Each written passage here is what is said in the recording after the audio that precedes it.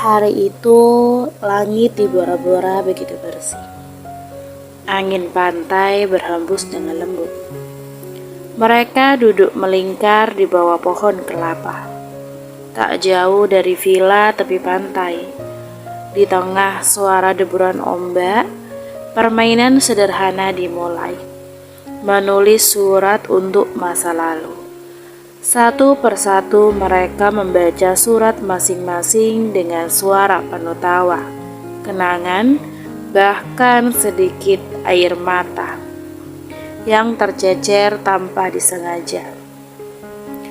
Bahkan Nathaniel yang biasanya paling pendiam ikut tertawa saat surat masa kecil Leonard membocorkan bahwa dia pernah takut sama ayam.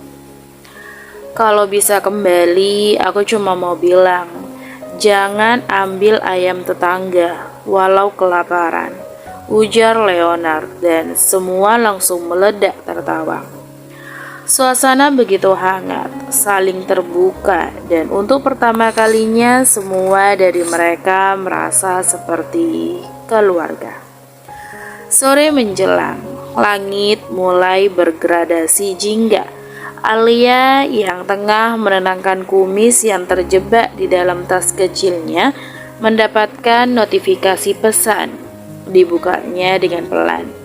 Alia, kontrakanmu tadi siang dijebol orang, gak tahu siapa, pintunya rusak, barang kayaknya gak banyak yang hilang, tapi kamu harus pulang secepatnya. Bu Sri, ibu kontrakan. Wajah Alia langsung berubah. Aku harus pulang, katanya pelan. Sekarang juga. Leonard dan Rafael refleks menoleh. Nathaniel yang duduk sambil menyeruput kelapa langsung bangkit. Aku ikut, katanya singkat. Lagi pula aku rindu ruang kerjaku. Dia melirik ke langit dan Indonesia punya hujan.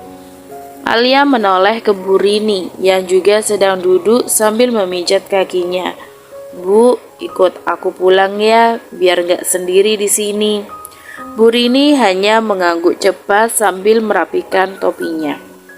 Udah kuduga, tempat ini terlalu mahal buat emak-emak macam aku. Dan tentu saja si kumis mengeong dari atas, seperti tanda setuju. Leonard hanya tersenyum. Tenang, kami berdua tetap di sini, jagain pantai sama nostalgia dikit. Rafael tampak lebih kalem dari biasanya. Pulanglah dengan aman, katanya singkat. Nanti kalau semua beres, kita ketemu lagi. Lalu dengan suara yang hampir tak terdengar, ia menambahkan, terima kasih, udah jadi teman. Keesokan harinya. Matahari baru muncul saat jet pribadi membawa Alia, Nathaniel, Bu Rini, dan si kumis terbang pulang ke Indonesia. Perjalanan panjang diisi dengan diam, musik lembut, dan suara dengkuran halus si kumis. Mereka mendarat di bandara, dan suasana terasa biasa saja. Namun saat mereka berjalan menuju pintu keluar, Alia berhenti dan berkata, aku ke toilet sebentar ya, tunggu di sini. Dan setelah itu, dia tidak kembali. Nathaniel menunggu 5 menit, 10 menit, 20 menit. Bu Rini mondar-mandir panik sambil memeluk si kumis. Petugas bandara dimintai tolong.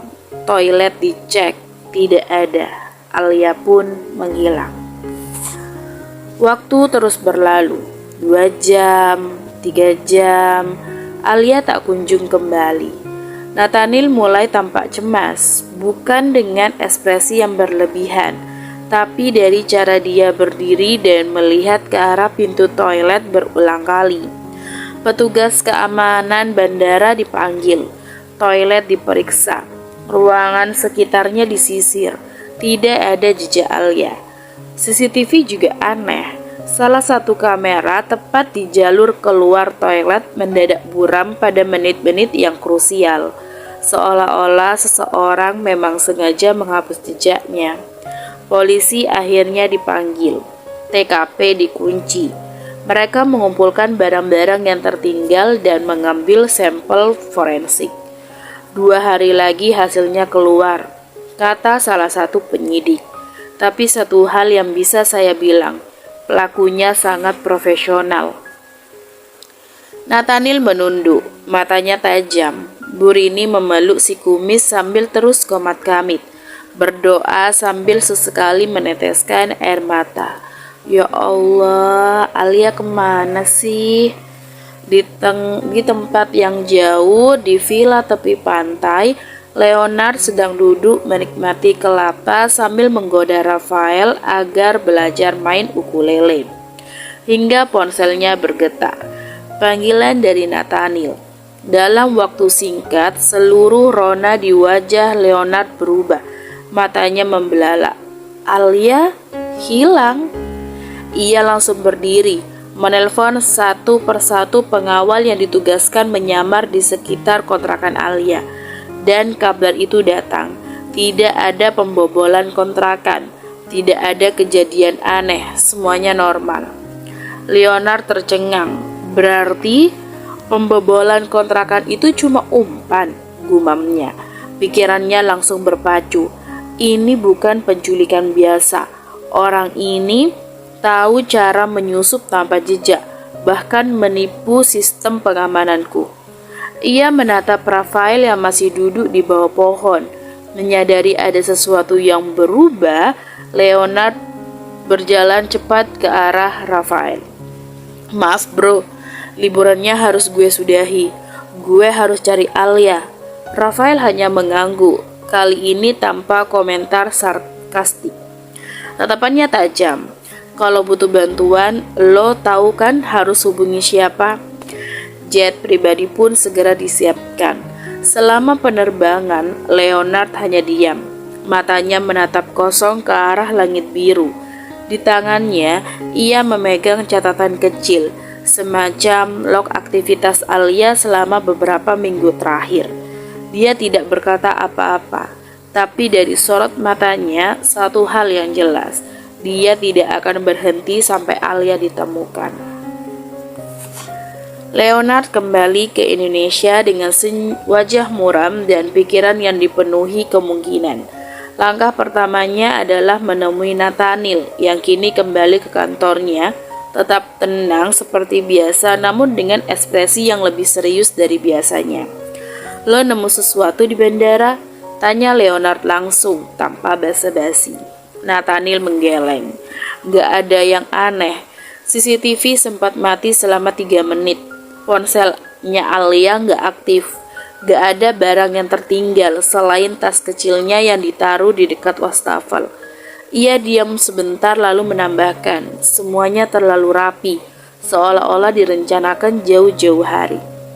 Leonard mengangguk pelan.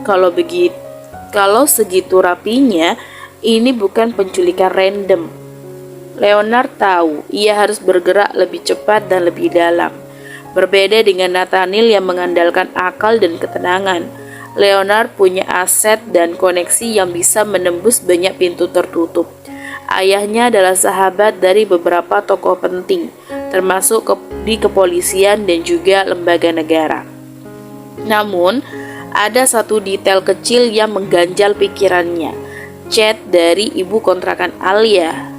Itulah pesan yang membuat Alia memutuskan pulang cepat. Tapi setelah kontrakan dicek, tidak ada tanda-tanda pembobolan sama sekali. Ini aneh. Leonard akhirnya memutuskan untuk mendatangi rumah Busri, pemilik kontrakan. Rumahnya sederhana di ujung gang kecil dekat pasar. Busri menyambut Leonard dengan ramah. Oh iya, Mas Leonard ya. Saya tahu Mas anak kontrakan sebelah Alia. Ya ampun, ramai sekali akhir-akhir ini di kontrakan. Leonard langsung memotong sopan. Bu, saya mau tanya, Ibu pernah kirim pesan ke Alia beberapa hari yang lalu tentang kontrakannya yang dijebol maling? Busri mengernyit bingung. Astagfirullah, Saya nggak pernah kirim pesan apa-apa, Mas. Lagian HP saya hilang 2 hari yang lalu di pasar.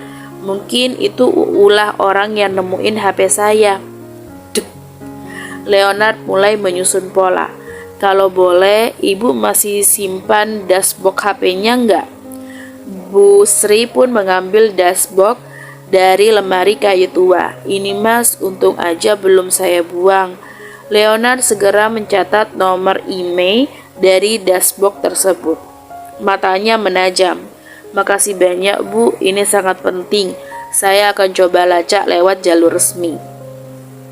Dengan nomor email itu, Leonard langsung menghubungi kenalannya di unit cybercrime kepolisian. Dalam hatinya dia tahu jejak pelaku mungkin sangat rapi, tapi tidak ada sistem yang benar-benar sempurna dan dia tidak akan berhenti sebelum Alia ditemukan. Dengan nomor email dari HP Bu Sri, Leonard bergerak cepat. Bantuan dari unit cybercrime kepolisian mempercepat proses pelacakan. Setelah beberapa jam pemantauan, akhirnya muncullah satu titik lokasi. Sebuah pabrik tua di luar kota, terletak jauh dari pemukiman warga dan sudah lama tidak beroperasi. Leonard menyipitkan mata melihat koordinat di layar. Kenapa tempat kosong dan terpencil begini? Gumamnya. Tapi tidak ada waktu untuk ragu. Ia bersama satu tim kecil polisi segera meluncur malam itu juga, membawa peralatan lengkap dan kendaraan taktis. Pabrik tua itu berdiri seperti raksasa terlupakan di tengah rerumputan liar. Pintu-pintunya berkarat, jendela pecah, dan sebagian besar dindingnya tertutup grafiti. Tapi sinyal HP menunjukkan titik itu tepat berada di tengah bangunan. Leonard turun dari mobil dan berjalan lebih dulu. Diam-diam. Tiba-tiba langkahnya terhenti. Wajahnya menegang. Tunggu, gumamnya. Ini terlalu mudah. Ia langsung menoleh ke komandan polisi. Semua mundur sekarang. Ini jebakan. Boom. Ledakan keras mengguncang malam. Api menyala dari sisi kanan bangunan, membakar sebagian struktur dan menyebar dengan cepat. Untungnya Leonard sudah cukup jauh dari pusat ledakan berkat firasatnya. Semua orang berlindung di balik kendaraan. Debu dan api memenuhi udara. Saat situasi mulai mereda, ponsel Leonard berdering dan nomor tidak dikenal. Ia angkat pelan-pelan, matanya tajam. Dari seberang telepon, terdengar suara yang berat namun familiar, datar dan penuh ejekan. Masih cepat kau, Leon, tapi permainan baru saja dimulai. Leonard diam, matanya menyipit. Kau? Suara itu tertawa pelan. Lama tak jumpa, temanku yang paling sok benar. Sekarang kita lihat seberapa jauh kau bisa bertahan. Klik, telepon pun terputus. Leonard mengepalkan tangan. Itu bukan sekedar pelaku penculikan, itu adalah musuh lamanya. Seseorang yang dulu pernah berdiri di sisinya dan kini berseberangan dengan tajam. Namanya adalah Darren Kusnadi. Di permukaan, Darren dikenal sebagai pengusaha muda brilian, pemilik konglomerat raksasa yang berinvestasi di teknologi, infrastruktur, dan hiburan. Namanya tercatat di majalah bisnis sebagai salah satu top 100 most influential CEOs in Asia. Namun di bawahnya, Darren punya dunia gelap yang bahkan hukum pun sulit untuk menyentuhnya. Perdagangan ilegal, manipulasi data keuangan, sabotase bisnis, penyelundupan, dan keterlibatan dengan organisasi bayangan internasional. Semuanya diduga, tapi tak pernah bisa dibuktikan. Banyak saksi yang menghilang, banyak penyidik yang tiba-tiba berhenti. Dia licin, terstruktur, dan sangat cerdas. Dendam pribadi Darren kepada Leonard. Dulu, Darren dan Leonard adalah teman satu angkatan di universitas bisnis elit di luar negeri. Mereka sempat mendirikan perusahaan rintisan bersama, sebuah firma teknologi dengan potensi besar. Tapi perbedaan prinsip memecahkan mereka. Leonard menolak kerjasama dengan kelompok investasi bayangan yang diatur oleh Darren. Leonard bahkan membocorkan aktivitas gelap Darren ke seorang profesor yang menyebabkan proyek mereka dibekukan. Darren dikeluarkan secara diam-diam. Dia tidak ditangkap, tapi reputasinya tercoreng di dalam lingkaran tertentu. Sejak saat itulah dia bersumpah akan menghancurkan Leonard. Darren bukan hanya ingin Leonard jatuh, dia ingin Leonard kehilangan semuanya yang dia lindungi. Nathaniel bergerak sendiri, sementara Leonard sibuk dengan koordinasi dan investigasi resmi. Nathaniel bergerak dalam senyap. Tidak banyak yang tahu bahwa Nathaniel juga punya jaringan rahasia. Orang-orang IT underground yang loyal padanya, akses langsung ke sistem pengawasan internasional, kemampuan menyusup ke jalur komunikasi transkripsi. Dengan ekspresi datarnya yang biasa, Nathaniel duduk di ruang kerja pribadinya. Layar-layar komputer di hadapannya menampilkan lalu lintas data dan satelit, CCTV internasional, hingga rekaman bandar udara. Dengan tenang dan metodis, ia mencari jejak digital Alia, tidak hanya melalui GPS, tapi juga pola perjalanan, wajah di CCTV, sinyal Wi-Fi yang pernah tertangkap HP Alia, hingga pola transaksi yang mencurigakan. Dia tidak perlu banyak bicara, tapi kalau Alia disembunyikan oleh seseorang, Nathaniel akan menemukannya. Nathaniel duduk di ruang kerjanya yang nyaris gelap. Cahaya dari 6 layar monitor di hadapannya menciptakan siluet wajahnya yang tenang tapi tajam. Titik-titik koordinat dan rekaman CCTV dari jalur tersembunyi membentuk pola yang rumit. Tapi hanya satu hal yang dia butuhkan, lokasi Alia. Dapat, gumamnya pelan. Dengan kecepatan dingin, Nathaniel menelusuri sinyal email yang sebelumnya digunakan untuk menjebak Leonard. Tapi dari sana, ia memecahkan rute baru. Sebuah pesawat kecil tak terjadwal, tanpa penumpang terdaftar, melakukan penerbangan rendah ke wilayah asing, menuju ke sebuah kawasan di timur Kamboja, dekat perbatasan Laos. Sebuah kompleks tersembunyi di balik hutan dan pegunungan. Ia yakin Alia ada di sana. Namun Nathaniel tahu satu hal, ia tidak bisa masuk sendirian.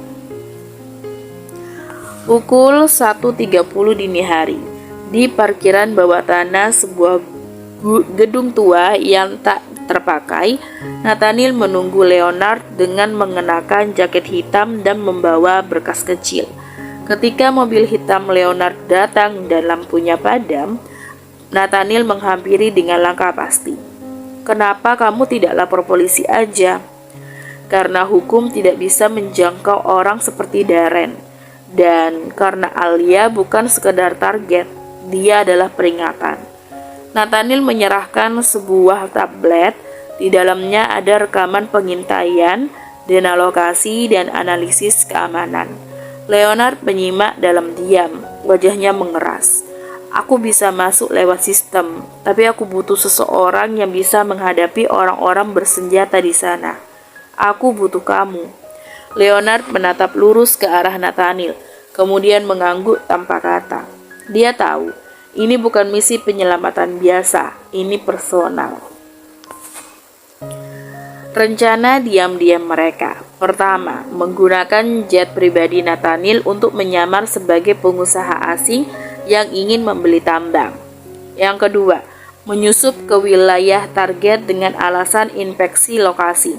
Yang ketiga, menggunakan alat pendeteksi mikro dengan scanner thermal untuk mencari lokasi Alia dalam kompleks. Yang keempat, jika semua gagal, plan B. penyerbuan senyap malam hari. Mereka tidak akan membawa pasukan, mereka hanya akan membawa satu sama lain, senjata ringan dan dendam pribadi yang mendalam. Misi ini adalah soal menyelamatkan Alia, tapi lebih dari itu, ini adalah awal dari perang yang tak bisa diselesaikan di ruang sidang. Lokasi ada di markas sementara Nathaniel, gudang bekas yang diubah jadi pusat intel pribadi. Di sebuah bangunan tua penuh alat canggih yang tidak biasa dimiliki oleh orang sipil, Nathaniel dan Leonard berdiri di depan layar besar yang menampilkan skema digital bangunan target, kompleks tersembunyi milik Darren, sang musuh lama Leonard. Ini tempatnya. Kompleks ini punya 3 ring pengamanan, 2 lapis penjaga bersenjata, dan 1 sistem keamanan digital yang terhubung ke satelit, tapi ada celah. Leonard menatap layar sambil mengepalkan tangan. Celah yang bisa cukup buat kita berdua masuk, lalu keluar membawa Alia hidup-hidup.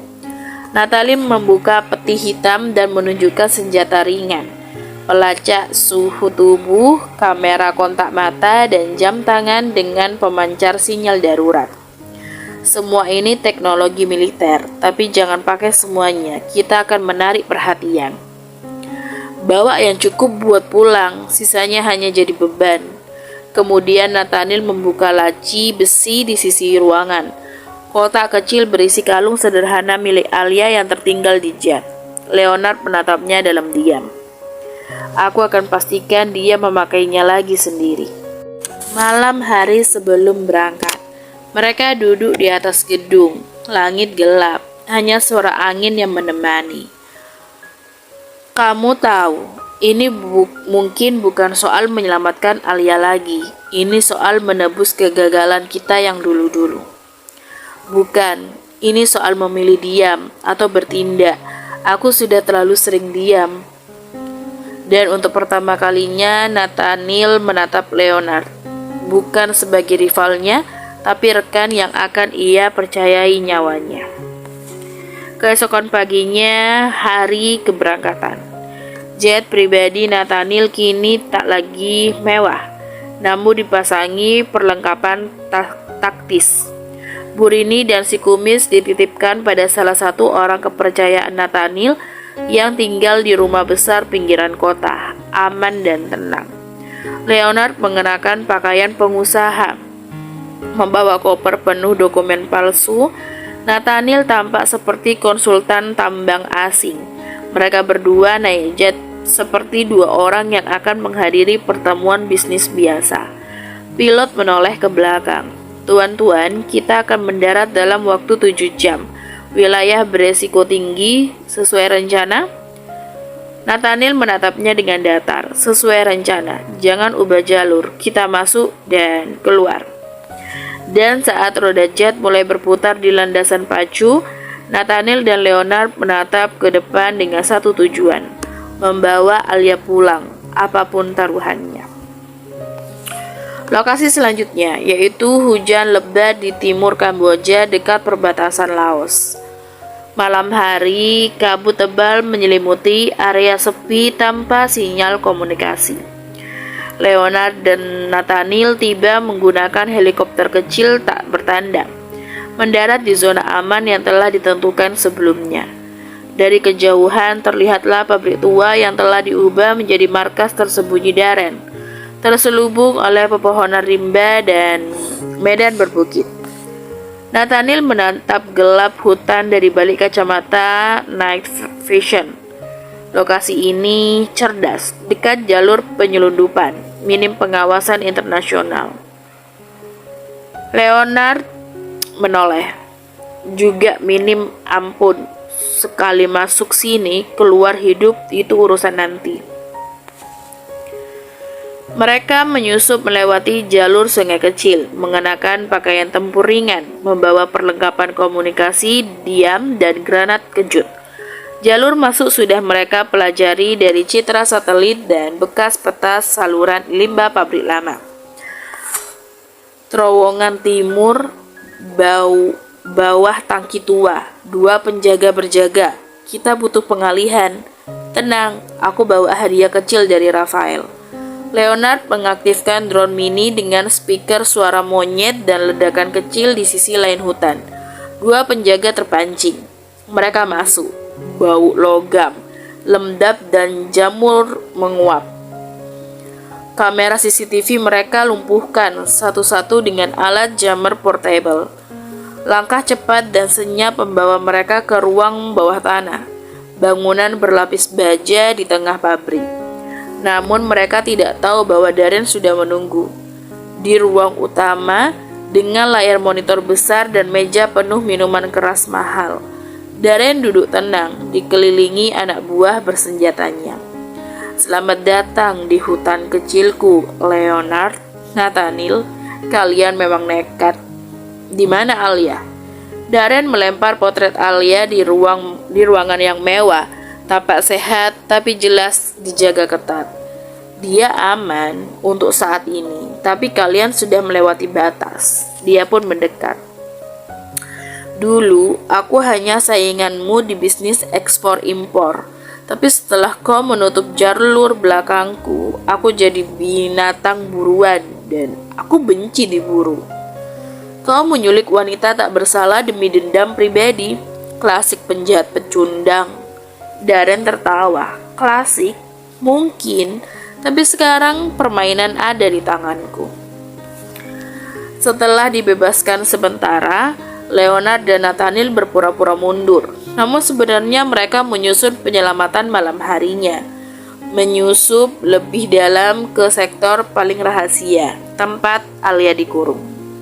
Pintu gerbang belakang jalur amunisi, 2 sensor panas, 3 orang penjaga, dan 1 anjing.